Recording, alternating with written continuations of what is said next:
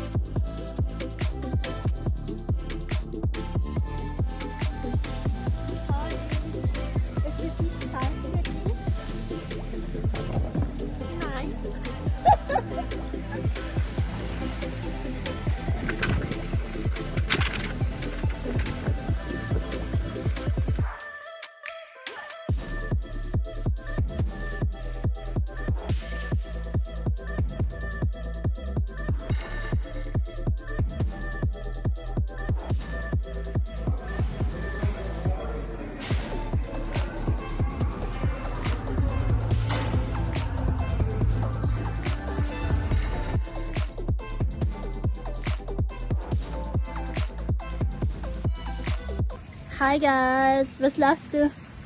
Ich mache ein Video von meinem YouTube.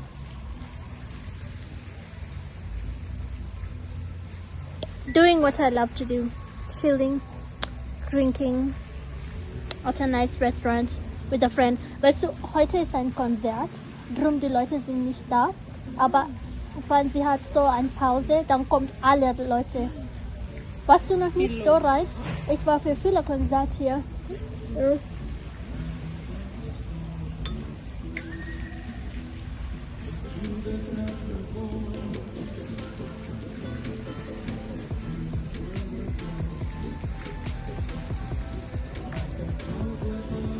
Cheers!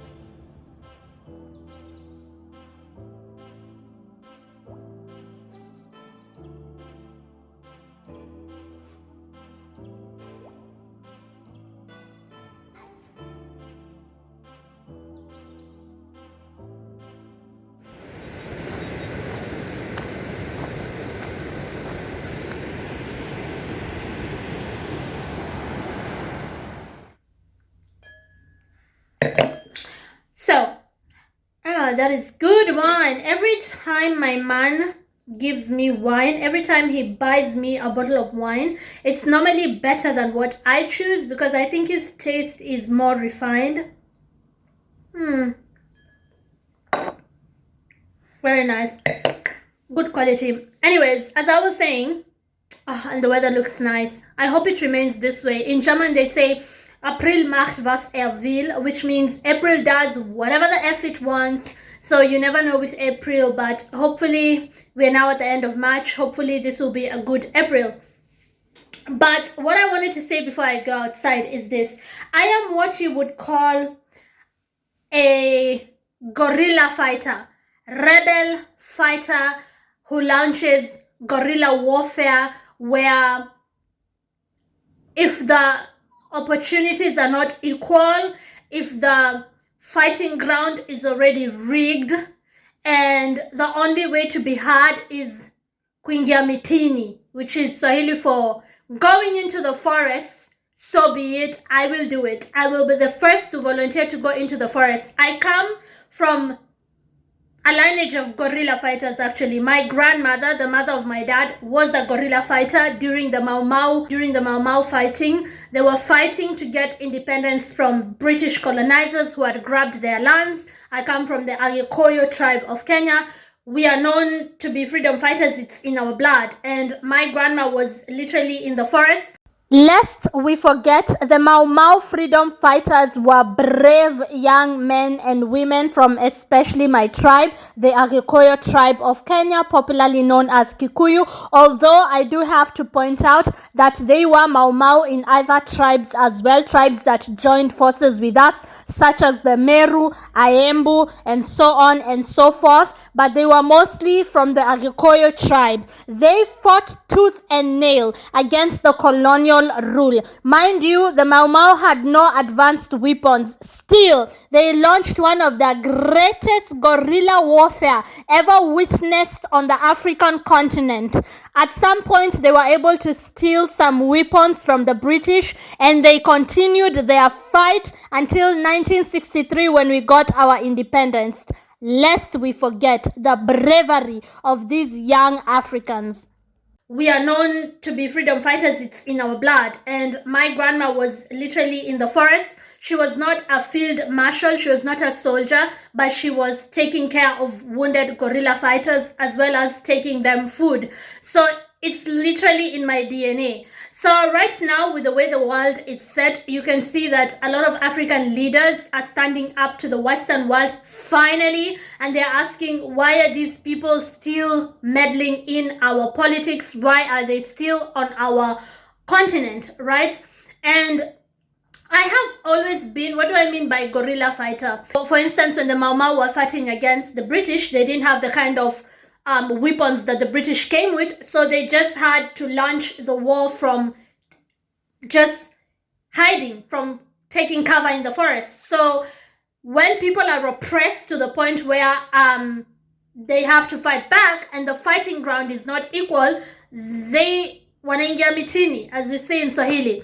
So what I mean by me being a guerrilla fighter is that ever since the invention of the internet, I have always been in chat rooms that are for Pan-Africanism and the unification of the African continent.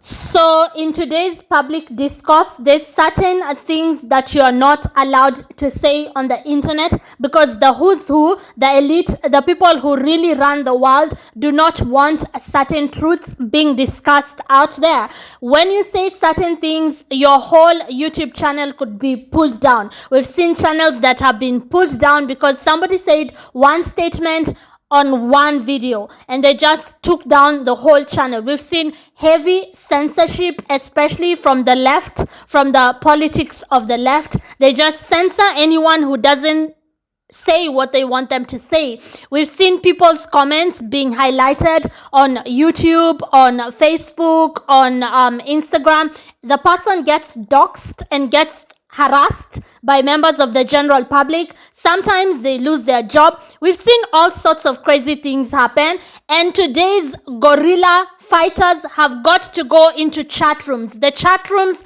are the new forest, and I'm not talking about the obvious ones like Reddit and 4chan and 8chan. I'm talking going deep into chat rooms that advocate for things that people actually want to talk about but are being censored.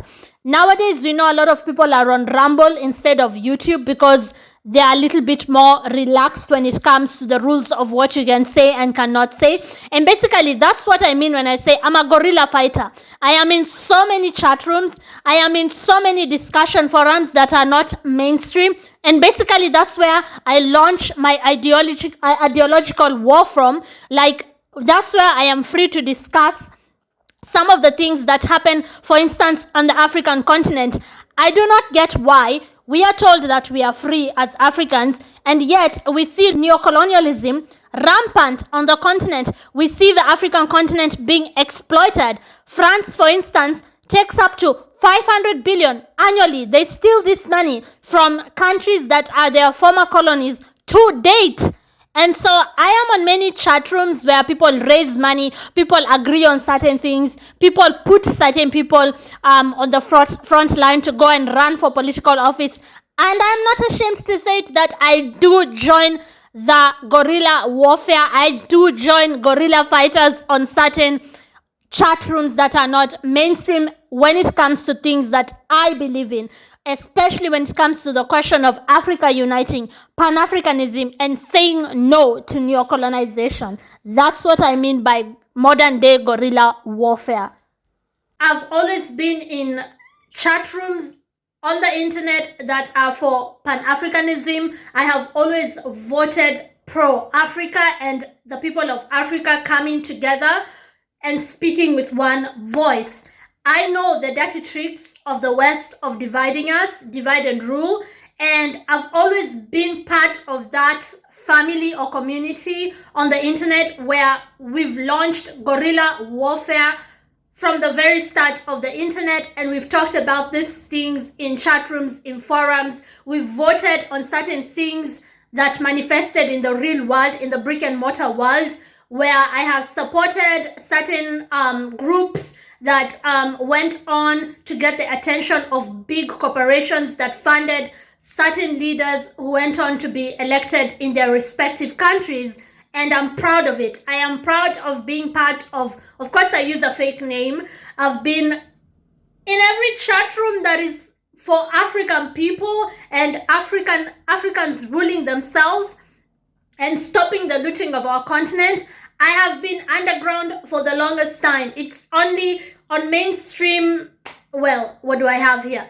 On platforms such as these that are very, public, everybody and anybody can watch this video, YouTube and Instagram. I've not been that radical as I have been in the guerrilla warfare under the cover of forums that push for change and self-rule of African people. It's only recently that I talk about these things, on mainstream media, so to speak, that being YouTube. But I've always been a part of the struggle in my own ways, contributing in how I know how to, right? How I can and what I can give to certain groups. I have even contributed monetary funds to certain forums, but I don't want to talk too much and out my cover, because like I said, it's guerrilla warfare, and it's nice to see it finally manifest itself in the brick and mortar world, in the physical world, where leaders such as Ibrahim Traore actually get elected, and we see people such as Julius Malema finally have a bigger platform. We see, I've been in chat rooms that are in regards to politics in South Africa, politics in the Sahel states, in sub-Saharan Africa, on the East Africa, where I come from, the East African coastline. And although I don't come from the coast, I come from Nairobi, the capital city. But I have been very active on, chat rooms and forums and political discussions that I now see manifesting themselves in the brick and mortar world. And some of us guerrilla fighters are feeling a little bit more safe to come out from the forest and talk on such platforms openly, because we are seeing the change that we have always dreamt for manifesting itself. There is absolutely nobody who can liberate Africans apart from we, the Africans ourselves. We have got to start supporting leaders who are standing up to the West. Leaders who are saying, hey, hang on, you're not going to continue exploiting the continent. We have got to stand with people like Paul Kagame, who told the Belgians, listen, if you cannot respect us, if you cannot trade with us fairly, if you keep on instigating wars that we do not need, if you keep on saying that Rwanda should be involved in some war in Central Africa that has nothing to do with Rwandese, you might as well pack and leave.